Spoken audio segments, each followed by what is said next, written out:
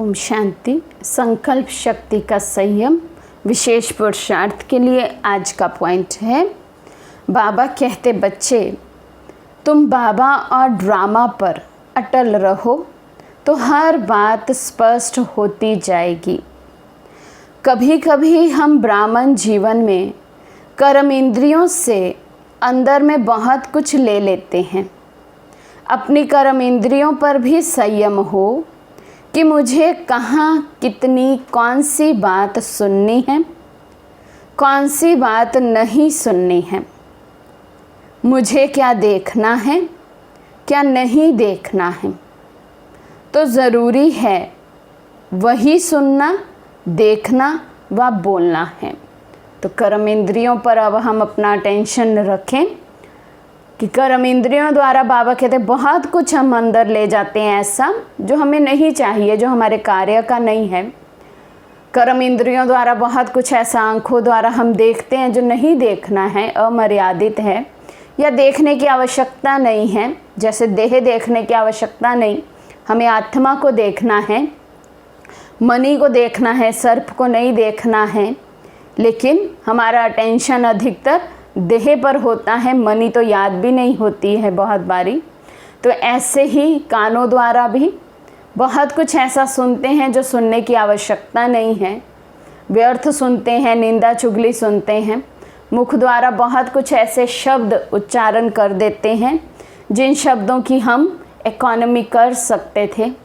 तो इसलिए अभी बाबा हमें हमारी कर्म इंद्रियों पर अटेंशन खिंचवा रहे हैं कि जो ज़रूरी हो मेरी स्व उन्नति के लिए, मेरे पुरुषार्थ के लिए, मेरी अच्छी ऊपर उड़ती कला के लिए, केवल वही सुनना है, वही देखना है और वही बोलना है।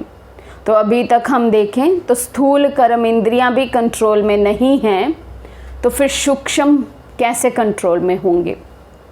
तो पहले सदैव स्थूल कंट्रोल में होगा, फिर सूक्ष्म कंट्रोल में होता है। जैसे हम जब योग करने बैठते हैं तो पहले हम शरीर को स्थिर करते हैं, इन कर्म इंद्रियों को स्थिर करते हैं। जब तक ये स्थिर नहीं होती तो मन भी स्थिर नहीं हो पाता है, क्योंकि जैसे जैसे कर्म इंद्री हिलती है तो मन भी उसके साथ ही हिलता है, वहाँ अटेंशन जाता है। जैसी जौन सी भी कर्म इंद्री हिलेगी, तो इसलिए पहले शरीर को स्थिर किया जाता है, फिर मन स्थिर होता है। तो पहले स्थूल फिर सूक्ष्म।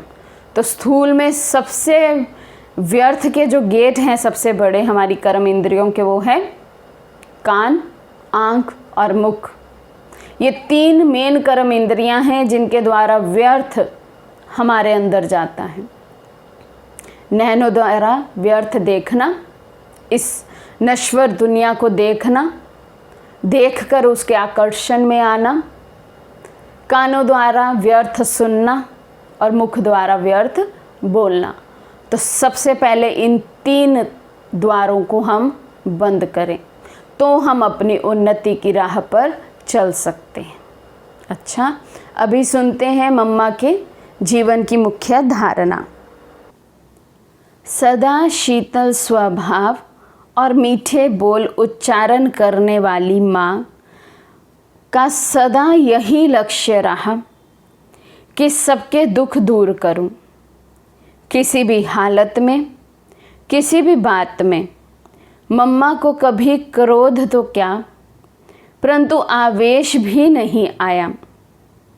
मम्मा का तेज आवाज़ हमने कभी नहीं सुना।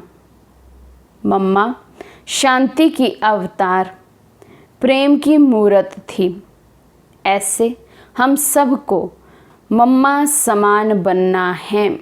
कितना बड़ा ये लक्ष्य है।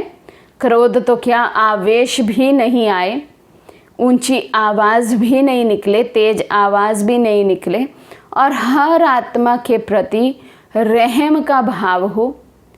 कैसे किसी का चाहे तन का दुख हो, मन का दुख हो, लेकिन हम उसको हर लें, हम उसको राहत पहुंचाएं आत्मा को, ये हम लक्ष्य रखें, तब हम मम्मा समान बन सकते हैं। अच्छा, ओम शांति।